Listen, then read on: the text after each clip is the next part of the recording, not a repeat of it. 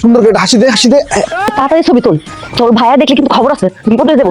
আরে দুলাভাই কিচ্ছু করবো না। চলি দুলাভাই সালাম আলাইকুম। ওয়ালাইকুম সালাম। এটা কাটা আরে তুমি আর চিনো নাই, আমার খালাতো ভাই, বিয়ের সময় দেখছো তোরে। এখানে কি করে? কি করে মানে বেড়াইতে আইছে? ছবি তুলো চলি আমার বোন। দুলাভাই শিউলি এত বড় হয়েছে, ওর বিয়ে হয়েছে, কয়দিন পরে বাচ্চা কাচ্চা হইব, ওর একটা ফেসবুক আইডি খুলে দেবো, এই জন্য ছবি তুলতেছি। ওই ফেসবুকে কি ভোটার আইডি যে ছবি তুলতে যাবো? যদি বোঝা না, এটা কথা কইও না তো। ওই কি বুঝি আমি ফেসবুক বুঝি আমি?